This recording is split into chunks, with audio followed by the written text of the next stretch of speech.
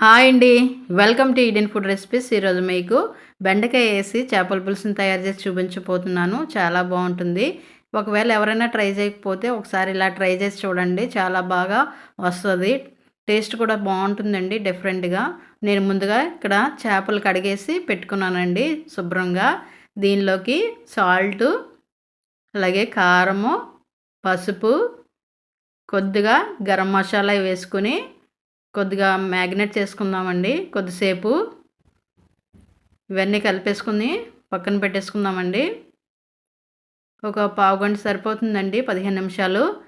అలాగే మనం కర్రీ చేయబోతున్నాం కాబట్టి 3 ఉల్లిపాయలు తీసుకుని అలాగే 2-3 పచ్చిమిరపకాయలు వేసి మిక్సీ పట్టించేసుకుందాము. తర్వాత కొద్దిగా అల్లము వెల్లుల్లి తీసుకుని చిన్న రోల్లో దంచుకుంటున్నానండి. ఫ్రెష్ అల్లం వెల్లుల్లి పేస్ట్ అయితే బాగుంటుందండి. అలాగే కర్రీ చేయబోతున్నాం కాబట్టి ముందుగా స్టవ్ వెలిగించుకుని మట్టి పాత్రలో వండుతున్నాను ఇక్కడ నేను. అందులో ఆయిల్ వేసుకుని కొద్దిగా మెంతులు ఆవాలు వేసుకుందాము. అలాగే కరివేపాకు కూడా వేసుకుని ముందుగా మనము పేస్ట్ చేసుకున్నాం కదా ఉల్లిపాయ పేస్టు అందులో వేసేసుకుందాము. దీన్ని బాగా వేపిందాము. బాగా వేగిన తర్వాత అలాగే ఒక పెద్ద టమాటా కూడా మిక్సీ వేసి అందులోనే పేస్ట్ వేసేసుకుందాము. బాగా ఉల్లిపాయ వేగిన తర్వాత అలాగే దంచుకున్న అల్లం వెల్లుల్లి పేస్ట్ కూడా వేసి బాగా కలిపేసుకుందాము. బాగా వేగిన తర్వాత అలాగే ఉప్పు కారం పట్టించిన చేప ముక్కలు కూడా ఇందులో వేసేసుకుందామండి. అన్నీ వేసేసుకున్న తర్వాత చింతపండు రసం కూడా వేసుకుందామండి. ఇక్కడ నేను నిమ్మకాయ సైజ్ అంతా చింతపండు రసం వేస్తున్నాను. కొద్దిగా వేసేసుకొని బాగా దాన్ని తిప్పేసుకుందాము గరిటె పెట్టకుండా.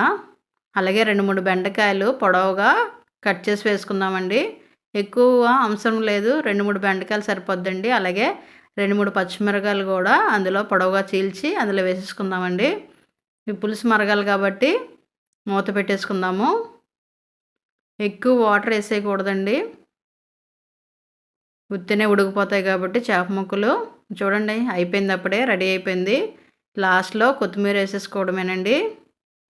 అలాగే కరివేపాకు కూడా మీకు ఇష్టమైతే వేసుకోవచ్చు. నేను కరివేపాకు కొత్తిమీర కూడా వేసుకున్నాను లాస్ట్లో. అంతేనండి, రెడీ అయిపోయింది.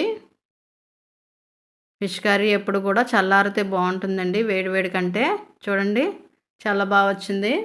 అంతేనండి. వీడియో నచ్చితే లైక్ చేయండి, షేర్ చేయండి, కామెంట్ చేయండి, సబ్స్క్రైబ్ చేయడం మర్చిపోద్దు.